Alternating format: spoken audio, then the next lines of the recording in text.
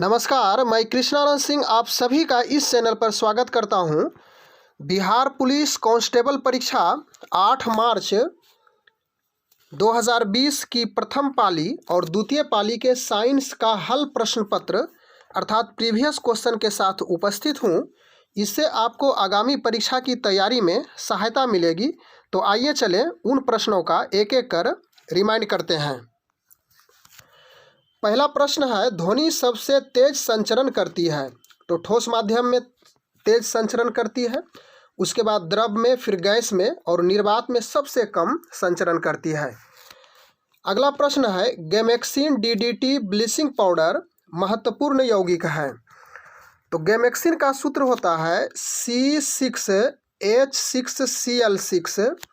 उसके बाद डीडीटी का सूत्र होता है C14H9Cl5। उसके बाद ब्लीचिंग पाउडर का सूत्र होता है CaOCl2। तो इन सूत्रों की सहायता से हमें स्पष्ट ज्ञात होता है कि इसमें क्लोरीन मौजूद रहता है। उसके बाद अगला प्रश्न है, एक हीटर का तंतु बना होता है। तो हीटर का तंतु नाइक्रोम के तार का बना होता है। टंगस्टन विद्युत बल्ब का फिलामेंट बना होता है। नेक्स्ट क्वेश्चन है, नेचुरल सिलेक्शन का सिद्धांत किसने प्रतिपादित किया। तो नेचुरल सिलेक्शन का सिद्धांत चार्ल्स रॉबर्ट डार्विन ने की।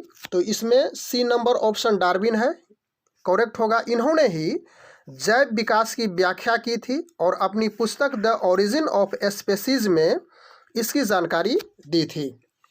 नेक्स्ट क्वेश्चन है, किस मिट्टी में केशिका अर्थात कैपिलरी सबसे अधिक प्रभावशाली होती है। तो इसके लिए चिकनी मिट्टी ही सबसे उपयुक्त मानी जाती है। जीनर डायोड का उपयोग होता है। तो जीनर डायोड का उपयोग वोल्टा नियंत्रक में होता है। C number option. नवीकरणीय ऊर्जा का स्रोत है। नवीकरणीय मीन्स जिसे पुनः प्राप्त किया जा सके। तो पवन को प्राप्त किया जा सकता है, हवा को, सूरज को भी, सूरज की ऊर्जा को भी, और जल की ऊर्जा को भी पुनः प्राप्त किया जा सकता है। लेकिन कोयला एक ऐसा स्रोत है जिसे फिर से प्राप्त नहीं किया जा सकता है यदि इसका उपयोग किया जा सके तो। 8वां प्रश्न है, पौधों में सबसे अधिक पानी किस मिट्टी में मिलता है। तो इसके लिए बलुई मिट्टी सबसे उपयुक्त मानी जाती है, जिसमें बालू की मात्रा अधिक होती है। जल चक्र में कौन सी प्रक्रिया सम्मिलित नहीं होती है। तो बर्षण सम्मिलित है, वाष्पीकरण भी सम्मिलित है, संघनन भी सम्मिलित है, लेकिन संचलन संकलित नहीं है। इसलिए डी नंबर ऑप्शन है। निम्न में से कौन सी मूल मात्रक नहीं है। फंडामेंटल यूनिट, तो मीटर आधारी अर्थात मूल मात्रक है। सेकेंड भी है, एम्पियर है, विद्युत धारा का होता है।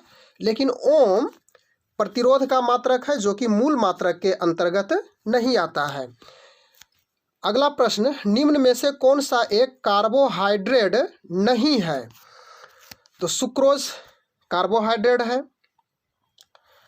फ्रुक्टोज भी कार्बोहाइड्रेट है, उसके बाद ग्लाइकोजोन भी कार्बोहाइड्रेट है, लेकिन ग्लाइसिन सी नंबर ऑप्शन यह कार्बोहाइड्रेट नहीं है। पानी से बनने वाले बुलबुले में जो चमक होती है वह किस प्रक्रम के कारण होती है। तो यह प्रकाश का पूर्ण आंतरिक परावर्तन होता है। डी नंबर ऑप्शन है। एड्स रोग का जनक है, अर्थात एड्स रोग किसके कारण उत्पन्न होता है। तो यह विषाणु के कारण यानी वायरस के कारण होता है। मादा प्रजनन तंत्र का भाग नहीं है। तो गर्भाशय मादा प्रजनन तंत्र का भाग है। अंडवाहिका भी है, उसके बाद अंडाशय भी है, लेकिन शुक्रवाहिनी यह नर प्रजनन तंत्र का भाग है।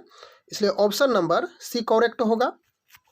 KMnO4 में मैग्नीशियम अर्थात Mn की ऑक्सीकरण संख्या पूछी जा रही है, क्या होती है, यानी ऑक्सीडेशन नंबर। तो यहाँ पे K अर्थात पोटेशियम का ऑक्सीडेशन नंबर +1 होता है, ऑक्सीजन का -2 होता है, M4 है। तो यह 4 दूनी 8 -8 +1 अर्थात 7, जो कि डी नंबर ऑप्शन करेक्ट होगा। ऑक्सीडेशन नंबर निकालने की यह विधि है, उस विधि से यहाँ पे निकाली जा सकती है आसान तरीके से।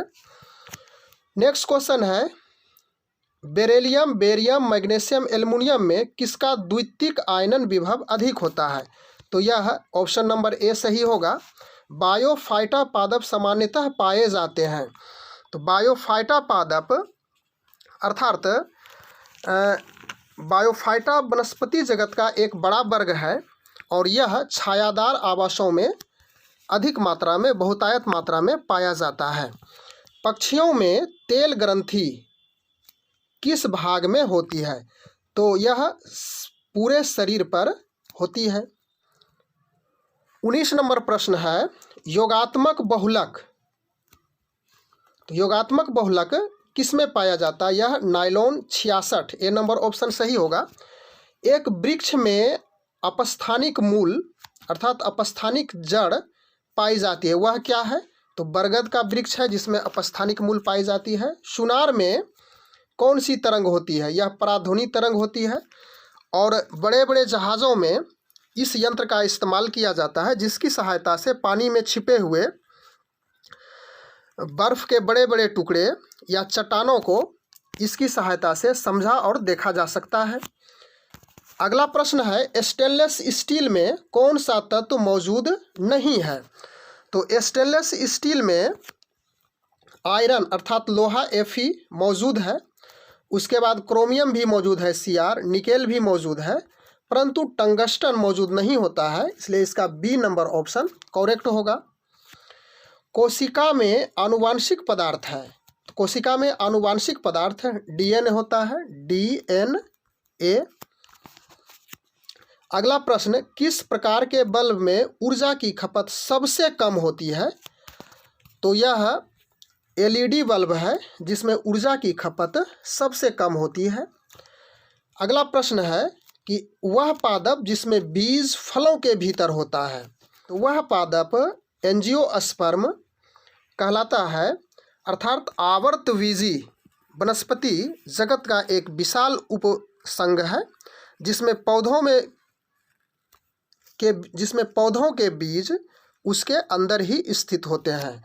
अगला क्वेश्चन 26, ग्लूकोज के साथ गर्म करने पर रजत दर्पण प्राप्त होता है या बनता है? तो इसका ऑप्शन डी नंबर होगा, टॉलेन अभिकर्मक। भार का SI मात्रक, SI यूनिट। तो भार का SI यूनिट किलोग्राम होगा, केजी। न्यूटन बल का होता है। उसके बाद डायन, यह भी बल का मात्रक है। अगला प्रश्न, जल विश्लेषण पर स्टार्च देता है। तो जल विश्लेषण पर स्टार्च ग्लूकोज देता है। बल का बीमीय समीकरण है, यानी कि डायमेंशनल इक्वेशन है। तो 29 का M1L1T-2 सी नंबर ऑप्शन हो जाएगा। अगला प्रश्न, जब कोई वस्तु मुक्त रूप से पृथ्वी की ओर गिरती है तो उसकी कुल ऊर्जा क्या रहती है? तो यह नियत रहती है, हमेशा कांस्टेंट रहती है। मनुष्य में प्रति मिनट हृदय स्पंद होता है, यानी हृदय की धड़कन होती है, तो 72। गन मेटल किसकी मिश्र धातु है? तो गन मेटल में कॉपर, जस्ता और निकेल होता है, ऑप्शन नंबर सी सही होगा। मानव त्वचा का अध्ययन क्या कहलाता है? तो मानव त्वचा का अध्ययन डर्मेटोलॉजी के अंतर्गत किया जाता है, ऑप्शन नंबर डी। रॉकेट किस प्रकार के सिद्धांत पर कार्य करता है, यानी कि रॉकेट की क्रियाविधि क्या है, किस सिद्धांत पर यह लागू होता है? तो रेखीय सिद्धांत पे काम करता है। 35 का सी, कौन सा एक रूपांतरित तना है? तो रूपांतरित तना के अंतर्गत बी नंबर आलू आता है। क्लोरोफिल की उपस्थिति में बनता है। तो क्लोरोफिल की उपस्थिति में मैग्नीशियम प्राप्त होता है। प्रकाश के अनुवर्तन से जुड़े हुए हार्मोन हैं। तो ऑक्सिन आनुवंशिकता का जनक माना जाता है, अर्थात आनुवंशिकता का पिता किसे माना गया है? तो मेंडल को, ए नंबर ऑप्शन। नमक युक्त मिट्टी में उगने वाले पौधों को क्या कहा जाता है? तो यह हाइलोफाइट कहलाता है। और अंततः इस वीडियो से आपको सफलता मिलती है तो मेरा एक छोटा सा प्रयास सार्थक होगा। और जो इस चैनल पर यदि नए हों तो इस चैनल को ज़रूर सब्सक्राइब करेंगे। अगले वीडियो के साथ नेक्स्ट डे फिर मिलते हैं। तब तक के लिए thanks a lot, good bye.